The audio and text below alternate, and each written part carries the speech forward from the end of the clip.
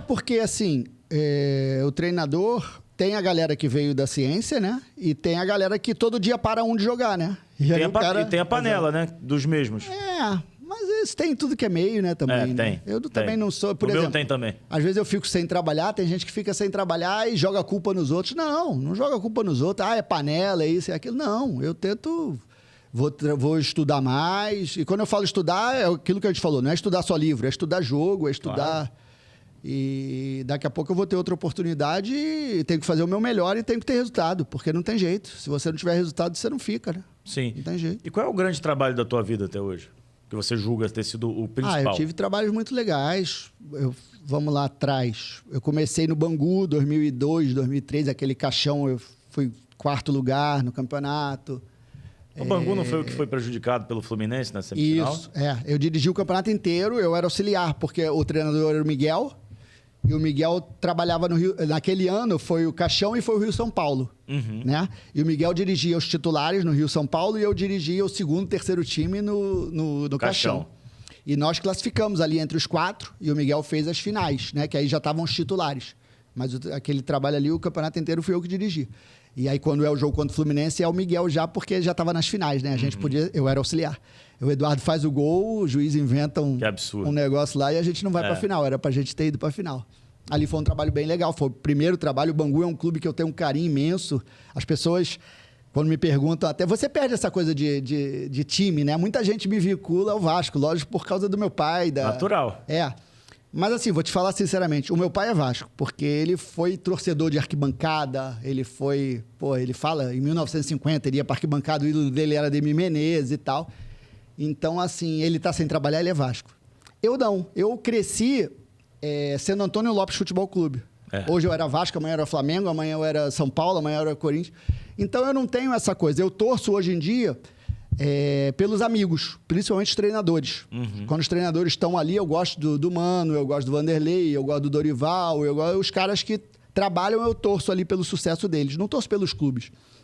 E aí, quando me perguntar qual é o meu time, eu costumo falar que eu sou Bangu. Porque foi o primeiro time que eu trabalhei como treinador nessa época, 2002 e tal. Tive uma oportunidade, eu tinha 28 anos. Então, é uma coisa que me marcou. Hoje em dia, eu vou em Moça Bonita e tal. É um clube que eu tenho muito carinho. Então, por causa dessa época. Aí, depois, eu fiz trabalhos legais. Irati foi um trabalho na época lá no Paranaense. Eu fui 3º lugar. O Atlético foi primeiro, o Coritiba segundo. A gente foi 3º. Fui campeão brasileiro da Série C no Macaé, né? Em 2014. Sensacional.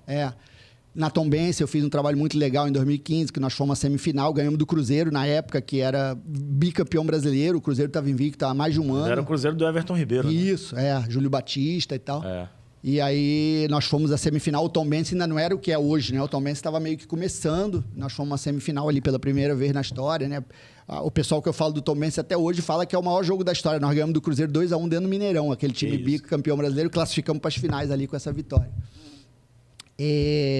Teve trabalhos legais. Agora, esse do Audax foi bem legal também, ano passado. Até pela formação, a gente estava falando até de formação, né? Que eu ia falar de 23, fiquei na 22, 23, acabou que eu não voltei para 23. O time de 23 que a gente montou, né? Aquilo que eu estava te falando. Eles me deram a carta branca para eu montar o elenco. Não teve essa coisa de analista e tal. O Márcio, que era o diretor lá, confiava em mim e falou, você vai montar o elenco e tal. Ele veio comigo e tal. Ele ficou até 2, 3 dias lá em casa, dormindo lá em casa e tal. E a gente ligando, na hora que ia passar, eu passava para ele, né? Esse e tal e tal. E aí falava de valores, eu não gosto de me meter nessa coisa. Você fala agora e tal e tal. Aí por exemplo, o Emerson Urso, que estava no Botafogo, né? Eu vi o Emerson Urso numa copinha paulista lá. Ele estava largado no São Caetano, tá? Eu vi o Emerson Urso, aí eu tenho meu computador, eu tenho ali jogador para Série A, para Série B, para Série C e para Série D. Mesmo? Tem tudo anotadinho? Sim, eu tenho tudo. Eu vou vendo o jogo e tal. Gostei desse, boto. Gostei desse, boto. E assim, não é só o gostei, boto. Eu gostei, aí quando eu vou contratar, aí eu tiro informação pelo menos com 3, 4 pessoas, né? Você não pode contratar também porque você gostou no jogo, né? Claro. O Emerson Urso foi dessa forma. O Carlinhos foi da forma que eu já contei aqui. O Pablo Tomás é um jogador que está no Guarani também, estava largado, ele foi para o Paraná Clube, ele estava no Paraná Clube também, eu vi um jogo dele no Paraná, gostei da movimentação dele e tal. No Paraná Clube foi a mesma coisa, era um atacante que não fez um gol no Paraná Clube. E aí ele tinha ido pro Sub-23 do Santos, eu tinha visto ele no Santos também. E aí eu trouxe ele, quer dizer, foram jogadores... O Igor Leite, que eu lembrava da base do Fluminense e tal, houve a oportunidade, esse foi um oferecimento até, Mas aí, quando ofereceu, o Márcio não conhecia o diretor. Eu falei, pode pegar na mesma hora. Esse eu quero como meu camisa 10 e tal. Então, a gente vai fazendo, assim. O Caio Christian, um jogador, um lateral esquerdo muito interessante, também foi agora para a Série B, para o Amazonas. A gente vai fazendo dessas formas, eu acho que é o ideal, né? De montagem de elenco. Hoje em dia, montagem de elenco é uma coisa fundamental quando você vai começar um trabalho. E você tem que ter esses nomes, essas coisas, para você poder passar para as direções, normalmente. E o empresário faz parte também desse processo, né? Porque tem empresário pra caramba no futebol. E como é que é a tudo relação na vida, com o empresário? Como tudo na vida, tem os empresários bons e os ruins. Claro, né? claro. Então, quer dizer, eu acho que no futebol, por exemplo, a minha postura e tal, eu acho que eu prefiro, às vezes, se o cara não gostar de mim como profissional, beleza. Mas o cara jamais vai poder falar do meu caráter, né? Sim. Então, isso eu acho que é o mais importante. Então, você tendo essa linha de retidão e tal, os empresários te respeitam também. E hoje em dia é importante você conversar com eles. Por exemplo, meu pai, que trabalhou no futebol e tal. Meu pai, hoje em dia eu posso falar que ele já parou com o futebol. Ele, assim, entre aspas, né? Não gostava de empresário e tal, porque ele era um cara muito correto, muito firme e tal. Tinha aquela imagem de, não vou me meter com o empresário e tal. Mas hoje você tem que ter a relação de conversa, não tem jeito. Você tem que saber levar e você sabe quem são os bons e quem são os maus também. Mas assim, vou te falar abertamente.